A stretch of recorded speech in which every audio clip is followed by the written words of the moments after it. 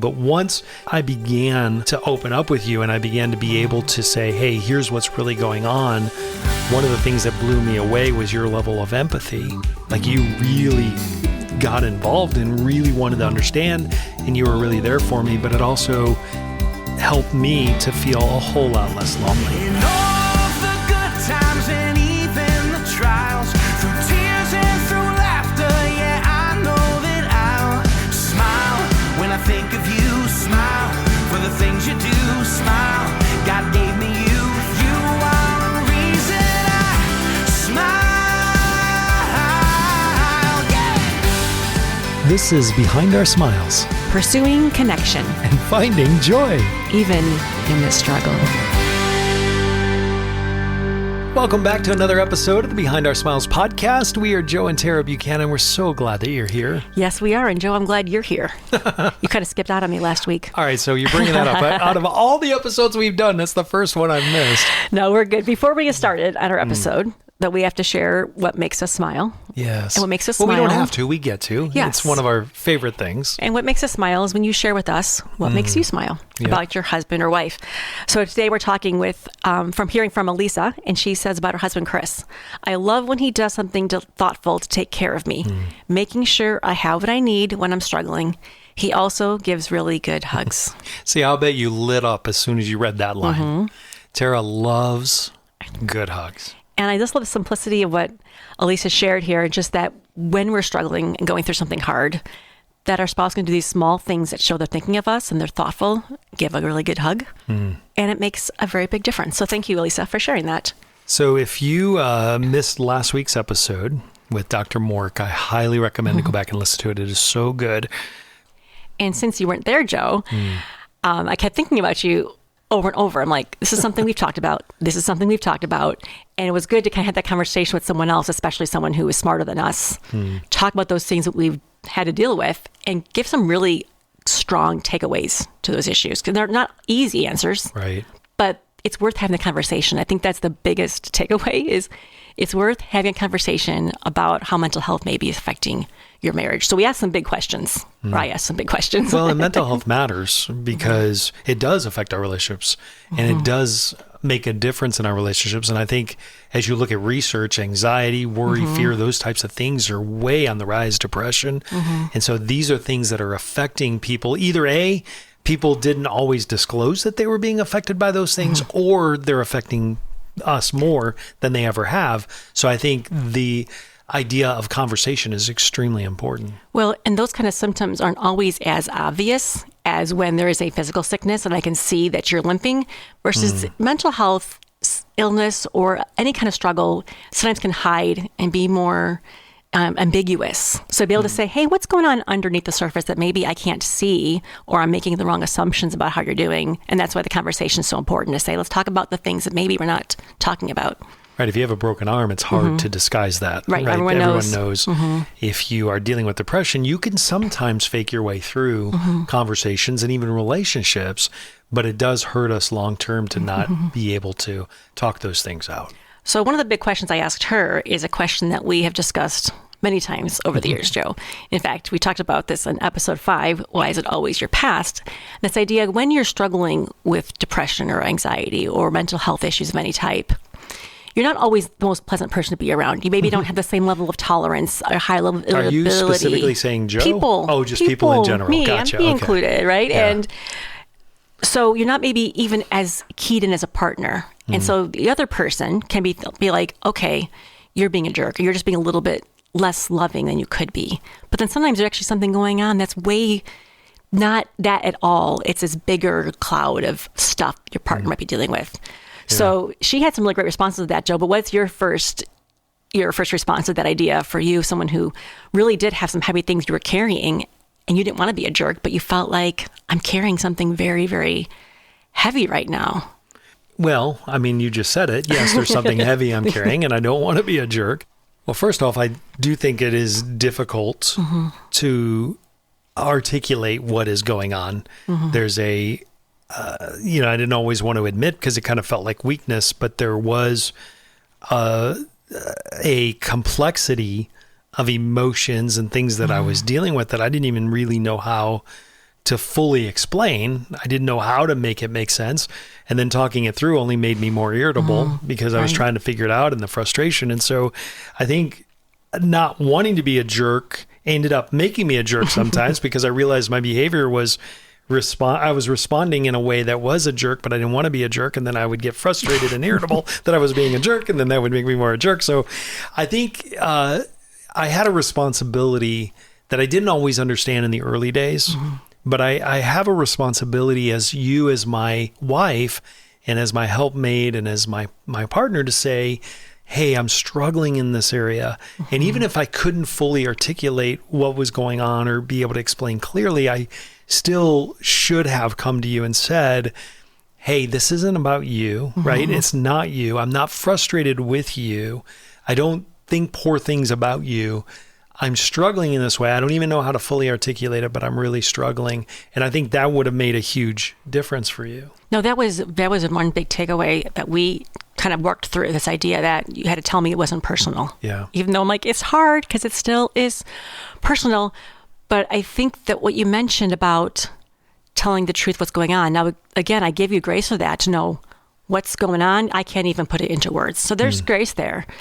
But it's like when we're sick, when you go, hey, babe, I got a headache. Or, honey, I got a splinter in my finger. I just can't do this. Or I'm limping. I can't walk well. And I can't expect you to help me if I don't tell you where my weaknesses are. So I think when you began to tell me, hey, this is what's hurting. Yeah. This is what's hurting right now. Like, this is the part of my brain that hurts, so I can't figure out, or this is the wall I keep running into.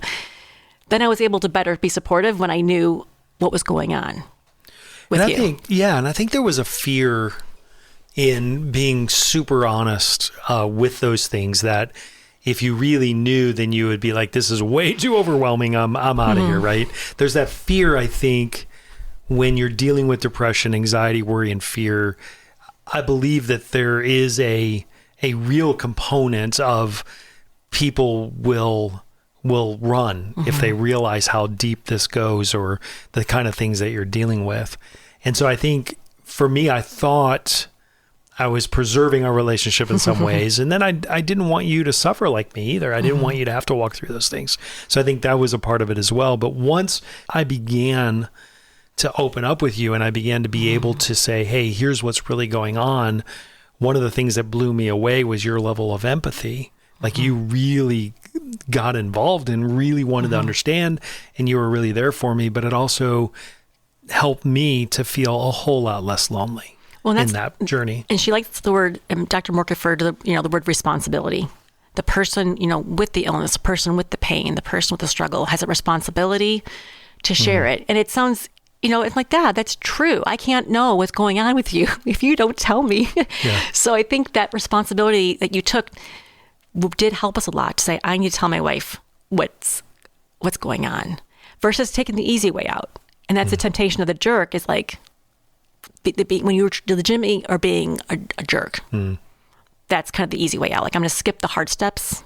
I'm going to skip the vulnerability and go to the jerk part. Yep. But I'm going to back you up a second there and just say that there were times when, yes, I was being a jerk, but I didn't look at it as the easy way out.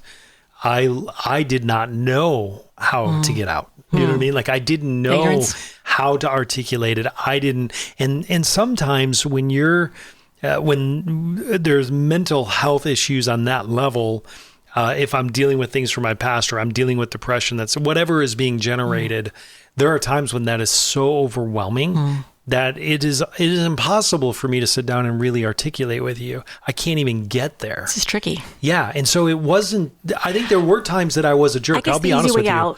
The reason I'm saying that is the idea of this, having to open up yourself and be vulnerable and talk about the things you don't want to talk about is hard. It's painful. Right. So that, and there's times for grace to say, you're good, but not for 10 years. Right? Like at some point, your responsibility was telling me what's going on with you and what hurts. What is a symptom of that? And then to clarify, hey, it's not you. And it goes back to communication, right? This idea that conversations are extremely important so that we now have a language that's well beyond English, right? To be able to, okay, I can let you know, you believe me. It's not just a cop out to say, hey, I need the easy way out. I need to not talk about this right now. I need to process this, or I need to do something completely. Let's go for a walk. Let's go get ice cream. Let's go do something that gets my mind off this for this moment. But we don't run forever. We come back to it. Well, that's a perfect transition to our other question that we discussed, which was, what's the best way that I, as a spouse, supported you when your mental health was struggling and you felt less strong? The ways in which I have or could be better support you. So for you mentioned a little bit ago, the empathy. Huge. And that was a big one for me to kind of learn to go, I can see that you're in pain and you're struggling, rather than you're making it up or you're crazy or something that's derogatory, versus I can see you're in pain. So let's unpack that for a minute, because before I started to really share with you what was going on, and there was a part of me that wanted to spare you from all of that too. But before I did that, you always seem to have a quick solution. Like, well, why don't you just smile? Or why don't you just do this? Or why can't you just feel this way or that way? That's not true. Right. So That's not carry true. on. Right. Yeah. Like, I'm fearful of something, and you right away Don't tell be me afraid. that's ridiculous, right? Yeah, But you don't say that's ridiculous, but in a way that's how. And that wasn't necessarily your fault. It's because I didn't let you in Right. to know what was really going on. So vulnerability you're side. thinking, okay, his shoes are tied too tight. We'll just loosen them up and retie them, or whatever the situation I hear was. So I think once I began to really share with you, my fear and my concern was that you would be that way. You would be dismissive. You would be kind of flippant, like, well, why don't you just smile? Or why don't you just do this? But you weren't. When I began to really share with you, one of the things I noticed first was your ability to really listen, your willingness to just, like, there were several times, like, I kept thinking, okay, I've shared enough. This is overwhelming. Let's just be done. Your capacity has been reached. And you were still like, no, I'm listening. I'm ready to be here. I want to be here. That really blew me away. And I think listening is a key ingredient to empathy. You can't really be empathetic without the ability to listen, because when you don't know how to fully articulate what it is that you're experiencing and what you're going through, and this was my tendency, I don't want to waste people's time. So a lot of times I try to speed through what I'm feeling or experiencing so that I don't waste your time. And for you to sit there with me and say, you are not wasting my time, please take a deep breath and let's figure out, just share what you need to share. And just knowing that I had the freedom and the ability to not be clear right away, to really talk it out, I think made a huge, huge difference. Well, I like what you said about the validity of your feelings. And I think I would almost like rate the validity of your reaction versus your feeling. Okay, you shouldn't be scared of the boogeyman, let's just say, right? Yeah. Like, that's ridiculous that you're afraid of the boogeyman. There is no such thing as a boogeyman. Versus going, but if he's feeling afraid, he's feeling afraid. I don't have to judge whether or not this is worthy of a fear reaction. Versus going, hey, right now, if he's afraid of a boogeyman, I can listen to him and, validate the feeling versus judging the reaction and saying, hey, because your feelings were different than mine. And that's a wild concept. What's really interesting is, I think, I'm just processing this in real time, but I think looking back on that, in those moments when I felt like you were saying, don't be afraid of the boogeyman, right? That actually drove my fear deeper. But when you allowed me to say, this is a legitimate, it wasn't the boogeyman, No, you get the but idea. whatever it This is. is a legitimate concern. It's not something that I need to be afraid of in this moment. This is not imminent, but this is a fear I'm dealing with. For you to sit in that with me and really be able to talk that out actually brought relief to the fear, because then it allowed me to say, yeah, okay, I can see that this is not something that is a legitimate fear in this moment, instead of you telling me to get over it and Right. get... It's that listening without judgment. And it's the case with almost anybody who wants to share with you something vulnerable, is not having that quick reaction to what they're saying and not quickly judging, not being like, that's ridiculous, or I can't believe you would say that or think that, but to go, no, my job is to listen and not, immediately make judgments on whether or not what you're saying is accurate or true. And that's a skill I'm still working on. The idea of really listening through when you're struggling with something and offering that empathy to say, okay, I might not respond that way, but I hear what you're saying, and I appreciated it. I love the fact that you just said you're still working on that because, well, here's the reason. I don't know anybody in my life, anybody I've ever known or I know who listens better than you. And there are times when we're distracted. You're not perfect. Don't get me wrong. There are times we're distracted. We have a lot going on where I'm the same way. I can bounce over 17 subjects in a minute and a half. I get it. But if I look at you and I say, I really need you to listen. I don't even have to say those words. You just know I'm about to share something. You really do get into listening mode. Well, I appreciate that, Joe. We're all learning, right? Yeah. We're both learning. When it comes to being supportive as a spouse, Dr. Mork brought something else up that I really appreciated. And she used a word that we've used before, which is the idea of learning to accommodate that person. And again, it's not like enabling, not doing for the other person what they should be doing for themselves, which is hard to sometimes discern. But the idea going like, sometimes that person needs accommodations. Not bending over backwards, but like little shifts. And I think we've done that a lot in our marriage to say, okay, Joe just needs a little bit of like help up the stairs. If it's like physical illness, he just needs a little extra help here to stay healthy.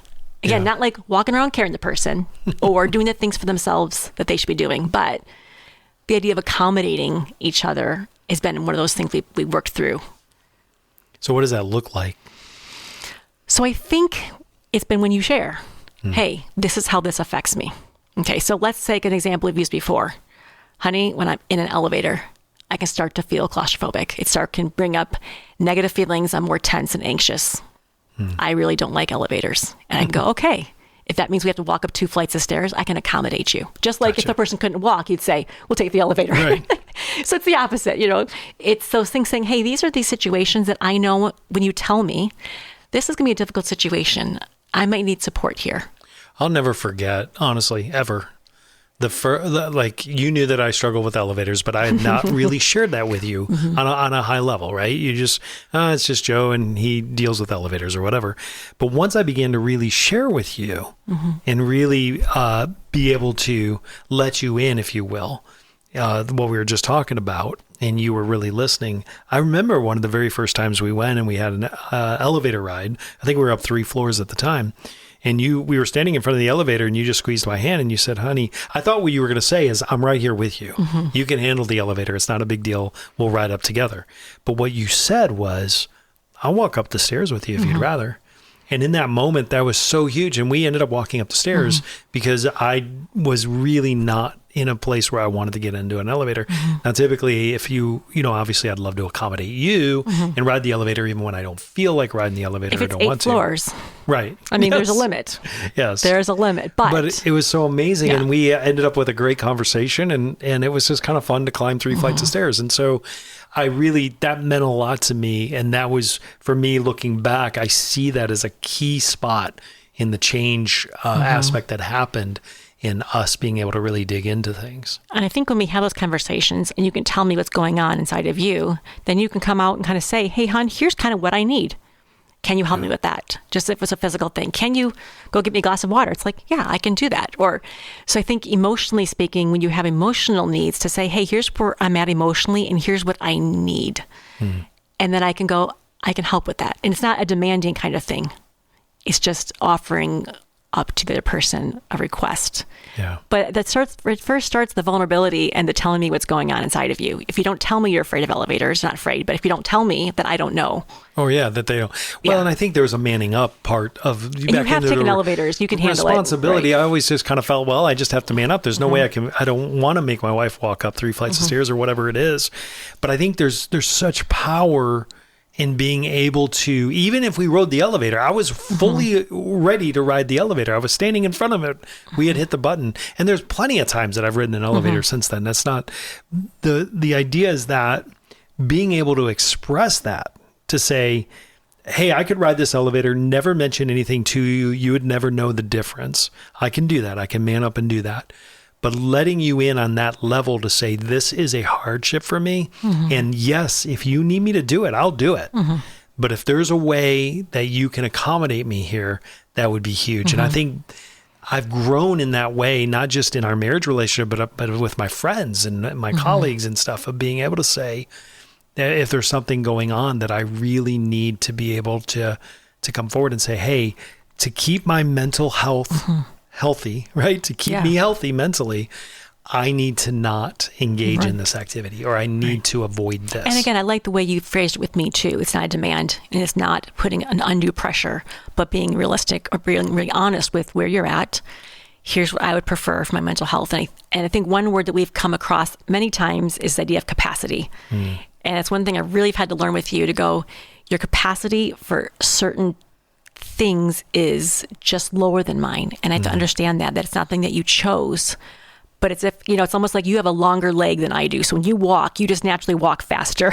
So I'm always going to be like trailing behind you and saying, honey, my legs aren't as long as yours. I can't keep up. And I think that's the same feeling I feel like with you when you say the word capacity, going, okay, your capacity is different than mine, not of your own choosing, and to give grace and accommodation to that, to say, hey, I'm kind of tapped out here. And we like that word because I think if you look at it as like a barrel full, right, of whatever it is, and if the capacity runs low, it doesn't affect just that moment or just that activity. It affects so many other things. So not riding the elevator that day in particular helped me throughout the rest of my day and other interactions with other people. Where riding the elevator would have been a tax on my mental health. That's just a quick example.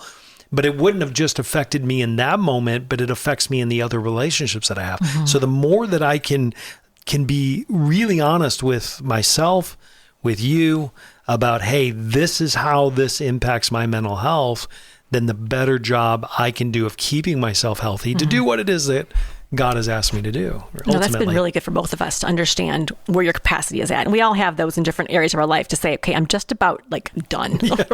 I feel myself filling up. How can you help me not to be overflowing with feeling like it's just all too much? So we recognize that in ourselves to say, I'm running out of capacity for these kinds of conversations, or capacity for this kind of activity, or this kind of trigger.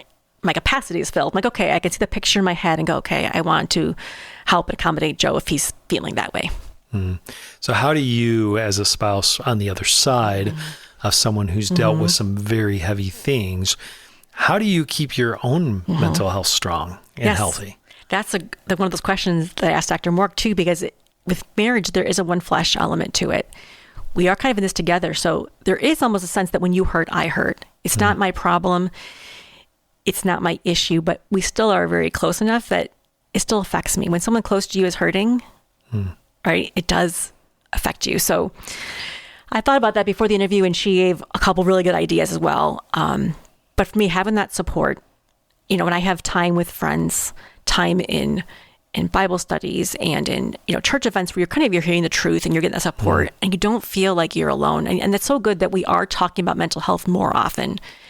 And the minute you find out that you're not alone, whether you struggle or maybe it's someone close to you who struggles, it's such a relief. So for me, making sure I have good people around me so I know I'm not alone has been a good part for my self-care. And then for me, I am a reader, and reading has been very helpful to me, because reading is like talking to somebody through the pages of a book, right? Yeah. Hey, here's someone with a story like mine, and they use these words. Here's someone with a story like my husband's, and here's how they felt. So it helps me to kind of keep my brain strong when I'm able to read truth and read things I need to hear. That's kind of my answer. We both have our quiet time in the morning before we even get together for coffee. And I think that's huge as well. Just that one-on-one time with God where the rest of the world is kind of drowned out, right? And I've said this probably several times throughout episodes on this podcast, but you being a reader and really a student, really wanting to better understand not just your husband, but this whole facet of what I brought into our marriage, right? The abuse and stuff. But I remember the first time I saw a book on your the table next to our bed, and just wanting to understand and love me better. And there's just something really, really powerful about that from my perspective of looking at that, saying, okay, she's fully engaged and she really wants to know. So I appreciate this idea that you also are reading books that help you keep yourself healthy on a mental health level. And that spiritual health is a part of it, because I think when we talk about our spiritual health, we are talking about this idea of truth, because mental health rides alongside of it, a pile of lies. It's just like the sidecar. You really can't get out without a pile of lies that you end up telling yourself. They get lodged into your brain. And it's like, the more you can find things to help lodge out the lies and say, this is the truth that I know God is, like God says about me, of who I am, whether or not what I do defines me, who my husband is, like all those things really do help grow our ability to think well, which is part of the mental health issue. So I'm always feeling in prevention aspect too. Like we can also prevent and be strong mentally in keeping our brains not bogged down by lies and the past and the future and the worries. For you, Joe, what would you say for you, you've done as a maintenance level? Like, okay, I don't want to ever sink down so low like I felt before. How do you keep yourself kind of on level that you don't feel like you're in that place of... Well, I mean, my relationship with God is huge. I know we probably have not given that enough attention throughout this episode, but honestly, I don't even know where I'm at today. If it weren't for my relationship with God, it makes a huge, huge difference. I'm not special. God doesn't just come through for me. There is a key, having a healthy relationship with God to the best of our ability is huge. I think for me also, physical exercise has made a huge difference in allowing there's just something really powerful in 2012, right about the time God's doing all this healing, it's happening. I began to really get healthy, get in shape. I had a friend who was basically on life support at the time. And I knew that I needed to get my physical health in order. And so I did. And there was an incredible mental health byproduct of that. And that's proven. It blew my mind just how less irritable how much easier it began to be to deal with some of the things that were really heavy to deal with. There was when I love audiobooks, I listen to the Bible. I know that's interesting when I run, but I do audiobooks and it gives me, not only is it great for my physical, there's just it's both. It's so good. And when you were running, a lot of times throughout the year, you are outside. Yeah. So then you're getting trees and birds and sunshine and all the good outside benefits. And then I started running in the morning, and I never thought I would be up before the sunrise running. I never thought that was, in fact, I think it was my 90th run. I came home and went, wow, I really enjoyed that. And I remember you looking at me like, what? Yeah. But I really found that I loved it, and I loved getting up early, and I loved being there with God in the very beginning of the day. And there's just, I can't even, I'm not trying to talk you into becoming a runner. There's something amazing about what exercise has done for my mental health. It really has, and it's also helped my physical health, but it really has reshaped. God had started this amazing healing process. And I believe that was putting it on steroids in a way. That was really injecting something so incredible into that process to help really, really move it forward. Well, and that goes back to the responsibility element. I could suggest to you and say, hey, you should exercise, baby. But in the end, it's up to you to put your running shoes on and go out. As much as I can encourage you, and I'd say, okay, I'll help you. And I encourage you along your efforts to make that process of getting healthier good. But in the end, you had to be the one to put one foot in front of the other. It doesn't even have to be, I mean, walking is good and biking is great. I've learned now over the years that I ran forever for the longest time, because I really thought, okay, if I don't run, I won't release the right endorphins. I won't, that it's going to impact. But no, it's really just getting away from my phone and my screens. And you and I do a lot of we ran for years together, and I really enjoyed that. We do a lot of walking together. We sometimes bike together. So we're able to do those things together as well. And I just think it's extremely healthy. So that's a huge one. I think also being able to just talk to people, being able to have some people in your life, you can have some really honest conversations, knowing that they're not going to stand in judgment of you. They're not going to look at you weird. It's not going to shape the future of your relationship in a negative way. And then ultimately, Tara, being able to basically tell you anything I need to tell you whenever I need to tell you is huge. I think the other aspect for us has been navigating the proper runs of quiet. Now, there's times that it's hard to find quiet in terms of lifestyle and things that are pulling at you. But I think when we do build that quiet into our lives of less and I know when I get overly busy and committed, like you really can't think straight. And every problem you have seems 15 times bigger than it is versus the quiet, especially getting out in nature, talking, screens off, just hearing the birds sing. There is something that really, I go, okay, I'm going to be all right. Yeah. Whatever it is that like is getting caught in my brain and looping, I'm going to be all right. So making sure we have a lot of that quiet as much as possible into our weekly schedule has been also really good for our mental health. As we're able to take, control of our mental health, if you will, if you say it in that way, I do believe one of the things, like when I notice, so now what's really cool is it's a gauge, right? There's a green light, yellow light, red light. So when it hits yellow and I know I'm starting to feel tense or I'm starting to feel overwhelmed or anxiety is starting to slip in or depression or whatever, when I recognize that so much quicker, but then I'm able to also get before God because of that quiet, that time with him and say, okay, where is the remedy here? What? And sometimes it isn't anything. It's just you're working through stuff. But sometimes it's a show I'm watching, or it's the type of music that I've been listening to, or it's an audio book I've been into, or whatever it is. Crowd of people. Yeah. Or hanging out with. Sometimes those things contribute, and I look at that. I'm like, oh, I can do that duh moment, like duh, and I take that out of my daily diet, if you will. And then I'm able to get back adjusted. It doesn't always, it's not always that simple, doesn't always work that easy, but I do believe that having that regular communication with God makes a huge difference because he can speak those things into our lives to let us know, hey, you've been spending a lot of time on this one album, that you really like, but it's not edifying. It's not uplifting. And maybe this is a contributor to how you're feeling. And then I can look at that instead of having someone tell me you're wrong for listening to that, have God speak that. What's not good for us. And I think that part of that is this issue of control. Cause I know that when you're struggling, I want so much to just fix it. Right. And say, if I can just do these things and fix the problem. And I know that Dr. Mork referred to that. Like we really have to be so aware what we can control and what we can't control, right? So we think, okay, I control my responses, but I think when we look at God and go, that's where the peace can come in to go, okay, someone is in control of all this, all this craziness, and that I can release and surrender those problems to him when I'm feeling overwhelmed because I can't control these situations. Sometimes I feel like I can't control myself, right? Even sometimes controlling your own selves can feel kind of scary, but to go, I can trust in God completely because he's the one who ultimately is control of all the craziness that we experience in this world that can cause legitimate and difficult mental health issues to walk through. And something, again, that we're always got our pulse on to go, are we okay? And her final thought was this idea of going, how are we doing right now?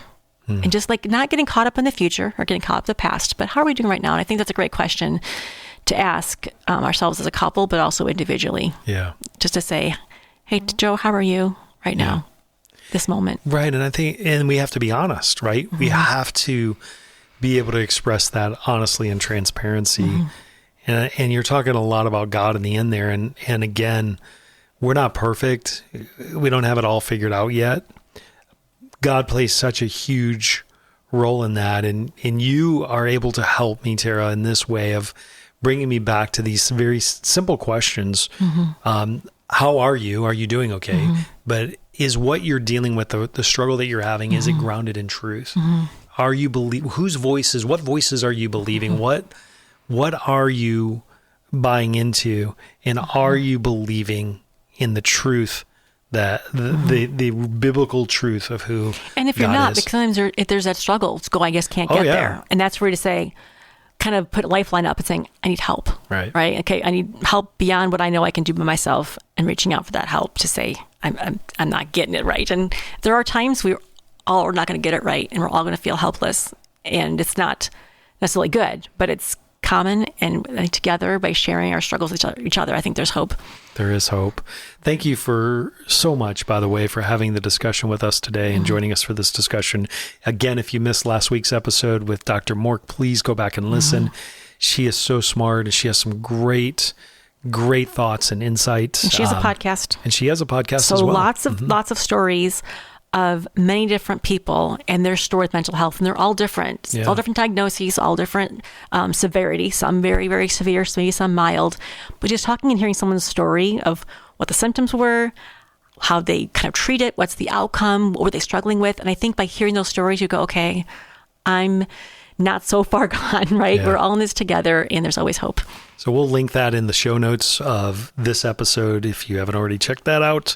Thank you for your 5-star rating. We appreciate that. Thank you for connecting with us. You can do that on Facebook through Behind Our Smiles, Instagram, Behind Our Smiles Pod, or you can email us, and maybe you have some really good thoughts about some of the things we've talked about, and you just want to continue that discussion. Please know that you're welcome to do that. You can email us anytime.